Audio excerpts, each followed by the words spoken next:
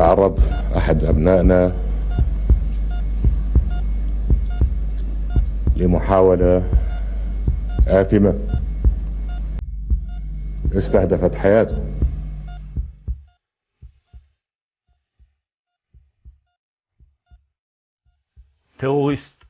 Any terrorist should not enjoy any immunity.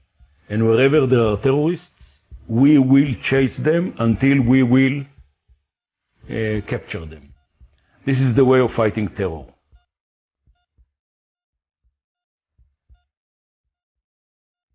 حماس تعبر عن هذا الصمود وهي مستعدة لكل التبعات لأنها تخوض معركة عادلة وحقا مشروعا.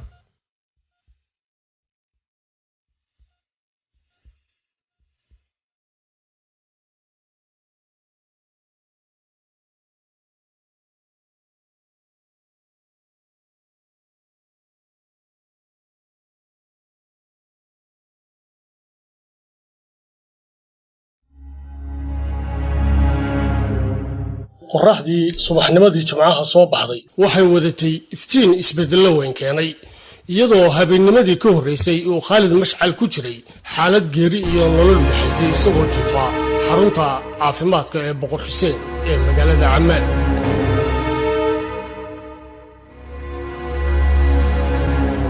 dhakhaatiirta iyo howlwadeennada kale ee caafimaad waxa ay ku mashquulsanaayeen raadinta nooca sunta ah ee loo adeegsaday Khalid Mashcal.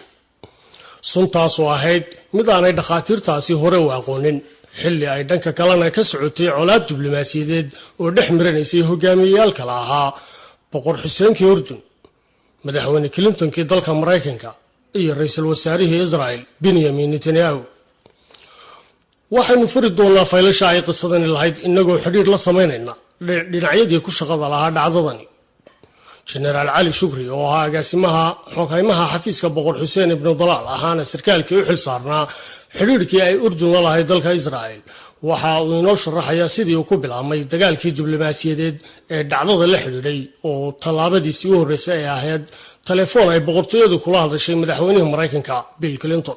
kii aanu la xiriirnay madaxweynaha Mareykanka waxa uu markii hore nagu yiri waan maqlay waxa Urdun ka dhacay mana garanayo waxaan hadda idinka ilaahdo. intaa kadib madaxweyne Clinton waxa uu si degdeg ah ula hadlay Benjamin Netanyahu si cadna ugu sheegay in haddii uu dhinto ninka uu dilkiisa amray heshiiskii nabaduna uu dhimanayo. dhanka kalena qoraaga buugga lagu magacaabo Qaarajiya Khalid Master Paul Magawa oo ka hadlay arrintaasi waxa uu sheegay in hadaladii uu Boqor Xuseen kula hadlay Bill Clinton ay ahaayeen kuwa uu ku istaagay mowqif adag oo cid walba ka yaabiyay. habeenkaasina waxa uu ahaa waqtigii ugu xumaa ee soo mara xiriirka Mareykanka iyo Israel iyadoo madaxweyne Clinton iyo dhammaan kalkaaliyaashiisii aqalka cad ay diideen inay la hadlaan Netanyahu oo markii dambe gooniyoobay ayna ku khasabtay inuu u hoggaansamo waxyaabihii ay dalbanayeen beesha caalamka. waxaa la qabtay shir degdeg oo la isugu yeeray golihii wasiirada ee xukuumadda Israel waxaana la go'aamiyey in daawadii baabi'in lahayd sunta la siiyay Khalid loo soo qaado dhanka dalka Urdun iyadoo si dhab ahna ay diyaaradii siday dawadaasi soo caga dhigatay magaalada Ammaan waqti yar ka hor xilligii kama dambaysta ahaa ee uu Boqor Xuseen u qabtay Benjamin Netanyahu inuu dawadaasi ku keeno. taliyaha hay'adda sirdoonka Israel ee Mossad Dani Yatom oo ahaa ninkii lahaa qorshaha howlgalka dilka fashiliyay ee Khalid Mashcal ayaa tilmaamay sida xaaladdu uga xumaatay markii uu fashilmay qorshihiisu. sababta howlgalkii aan khidadiisa lahaa fashilisay waxay ahayd qaabka fulinta. kuwii aanu dirnayna markii la qabtay waxay noqdeen sidii guri dumay oo kale. waajibkayagayna ahayd inaanu taageerno oo kaliya. maalintaa gudaheeda waxaan Ilaahay baryay 2 jeer. markii hore waxaan Ilaahay ka baryay in Khalid Mashcal uu dhinto, markii dambena waxaan Ilaahay ka baryay inuu caafimaado, waayo waxaan ogaa in mar kasta oo uu caafimaado uu xiriirkii nabaduna caafimaadayo. shuruudihii boqorku hordhigay Israa'iiliyiinta si uu safaaradooda uga qaado ciidamadiisa ku gadaaman waxaa ka mid ahaa in Israa'iil ay keento daawadii baabi'in lahayd suntii lagu weeraray Khalid Mashcal. 2 in Israa'iil ay faahfaahin dheeraad ah ka bixiso nooca sunta ee loo adeegsaday isku dayga dilka Khalid Mashcal. iyo shuruudda ugu adag oo ahayd in la soo wareejiyo jihaaskii ama qalabkii loo adeegsaday buufinta sunta xilligii weerarku dhacay. waxay la soo xiriiray safiirkii Israa'iil ee Ammaan oo ay wargeliyay in Netanyahu ogolaaday in Israa'iil keento dawadii baabi'in lahayd sunta uu la ildaran yahay Khalid Mashcal. laakiin uu diiday inuu soo gudbiyo maadada sunta ah iyo nooca ay tahay toona, taasoo uu ku sifeeyey inay tahay hanti ay Israa'iil leedahay. King Hussein understood that he was boqor Xuseen waxa uu ku adkaystay mowqifkiisii adkaa, isaga oo ogaa in laba basaas oo Israa'iiliyiin ahi ay ku jiraan xabsigiisa. waxa uu ku wargeliyay Israa'iiliyiinta in saacado ka bacdi ay ciidamadiisu gudaha ugu dhici doonaan safaaradda Israa'iil ee magaalada Ammaan, caalamkana uu u sheegi doono in heshiiskii nabadgelyadu burburay. habeenka Khalid Mashcal waxa uu ku jiray xaalad khatar leh, waxaana uu galay marxalad maqnaansho oo ay keentay hurdada dheeraadka ee suntani sababtay, taasoo tayadeedu dhalinayso inuu ruuxa bani aadamka ee loo isticmaalaa uu aamusnaanta ku dhimanayo iyadoo aan la cadayn karin ama la aqoonsan karin sababta ruuxaasi u geeriyooday. dhakhaatiirta ka howlgelaya xarunta caafimaadka ee boqor Xuseen oo ahaa geesiyaasha dagaal qarsoodi ka socda ayaa waxaa ka mid ahaa Dr. Yusuf Al-Quzus oo ahaa dhakhtarka gaarka ee boqorka, madaxna ka ah adeegyada caafimaad ee boqortooyada, Dr. Bazam Al-Ankasha oo ah dhakhtar qalliinka wadnaha iyo waliba Dr. Sami Rababaca. walaalkii Khalid Mashcal waxa uu nala gaaray marxalad aanu neefsan karin oo la oran karo waxay ahayd daal caam ah oo jirkiisa ku dhamaa. way noo cadayd in uu u baahan yahay dawooyin wax ka tara qaybaha neefsiga jirka.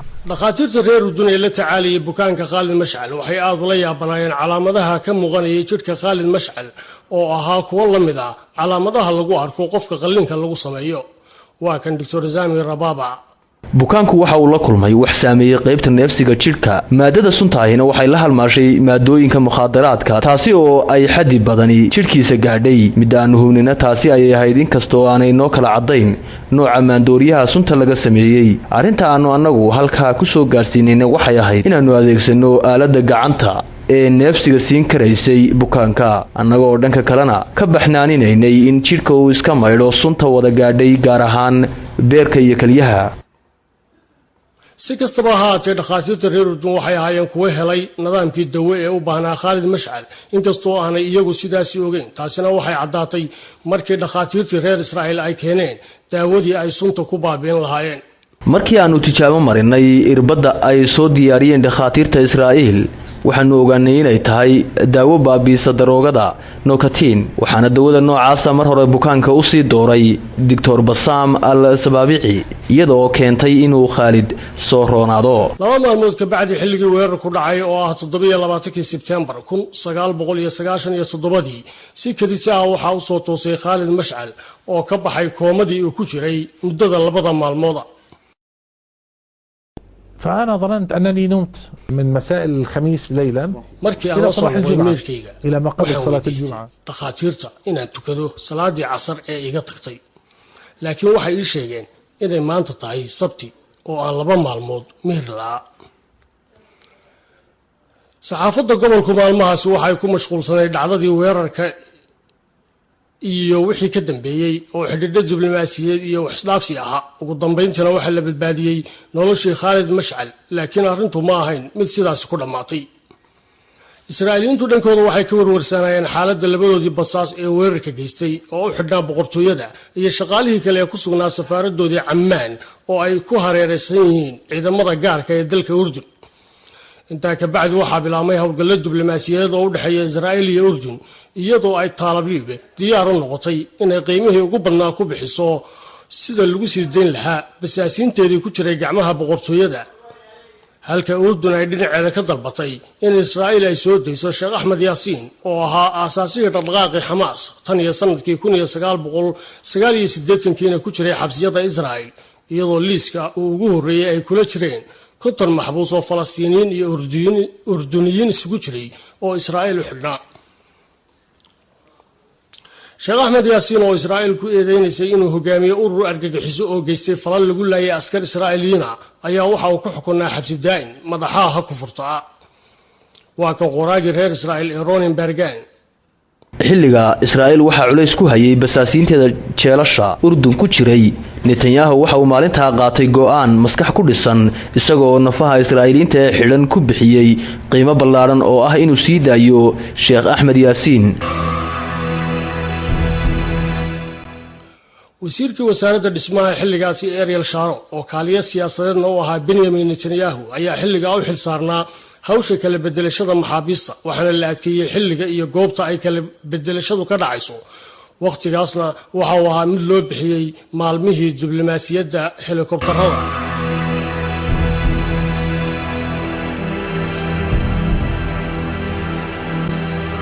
maalma ka bacdi markii ay dhacday kala bedelashada maxaabiistu boqor Xuseen ibn Dalal waxa uu soo xaadiray dabaaldegyo ka dhacay caasimadda Ammaan isagoo faahfaahin dheeraad ah ka bixiyay waxyaabihii la isla soo maray muddadii shaqadaasi taagneyd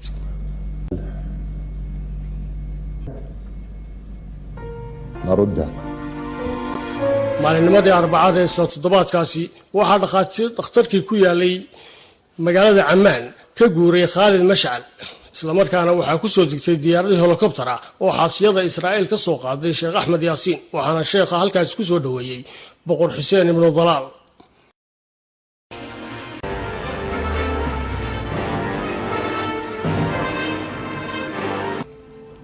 Khalid Mash'al waa wanaagsan xaaladiisu sidoo kale Sheekh Ahmed Yaasiin waxaanu ka soo deynay jeelasha Israa'iil halkan ayaa lagu siinayaa daaweynta uu u baahan yahay kadibna waxaa lagu soo celin doonaa marinka Gaza alxamdulillah dhammaantayo waa faraxsanna waxay la soo xiriiray Yaasir Carafaat oo isna u hambaliyey sheekh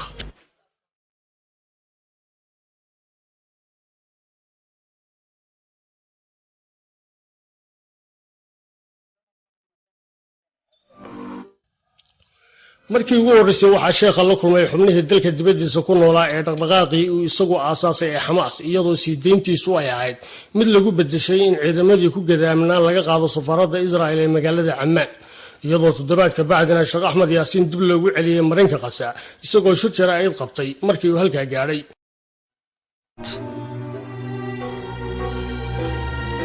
xilligaana waxaa diyaarad helicopter ay ka qaaday xarunta sirdoonka ee boqortooyada labadii basaas ee Israa'iiliyiinta ah ee lagu sii daayay ku soo naman noqoshada sheekha ee marinka Gaza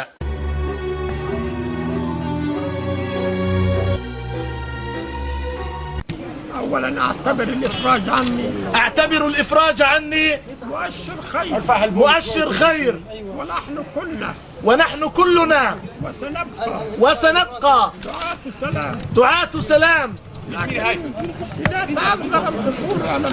ولكن إذا تعذر الحصول على الحق ما هو تعليقكم على إطلاق سراح اليهوديين المتورطين في محاولة اغتيال الأخ خالد مشعل؟ لا تعليق لدي. لا شك أن هذه شك kuma jiro in dhacdadaasi ay raad ku reebi doonto marxaladii ay Xamaas soo martay waxana ay hoos u dhigtay muuqaalkii hay'adda Mossad dhacdadaasi waxa ay guul taariikhi ah u lahayd Xamaas iyo saaxiibadeed oo ay ugu horeyso boqortooyada Urdun sababtoo ah cidina ma ay filayn in Sheekh Ahmed Yaasiin uu xorriyadiisa la soo noqonayo dhinaca khasaarayna waxa uu ahaa Israa'iiliyiinta Yaasir Abu Hilal oo telefishinka Carabiga ku hadlay Al Jazeera uga soo warramin jiray gobolkaasi ayaa maalinta ka hadlay sida loo kala ambabaxay iyo dhamaadka dhacdadii gobolka ku soo hortay xaaladda degdega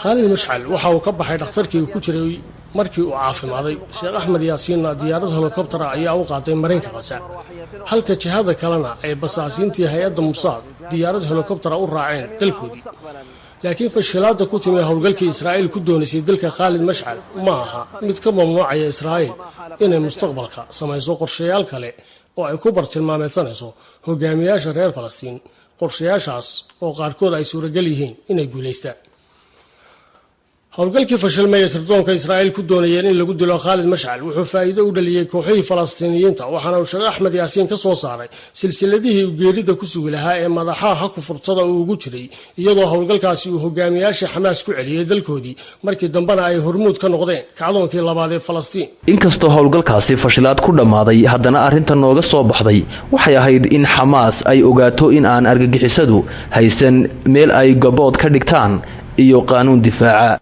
waxaa kor u kacay shakhsiyadda boqor xuseen ibnu dalaal iyo taageerada loo hayay siyaasadiisii ku dhisnayd xidhiidhka dhinacyada badan leh xilli ay xukuumaddii Israa'iil ee xilligaa jirtay iyo hay'addii sirdoonka ee Mossad ay dhaleecayn badan kala kulmeen qaybihii bulshada ee waddankaasi kadib markii ay ku fashilmeen howlgalkii dilka ahaa markii dambena ay codda ka qaadeen Sheekh Axmed Yaasiin taasina waxay keentay in muddo bil ah ka bacdi oo Netanyahu iyo xisbigiisiiba ay ku dhacaan doorashadii la qabtay xukuumaddii ku xigtayna ay xilka ka xayuubiso Mr. Daniel Tom madaxii sirdoonka ee dalku lahaa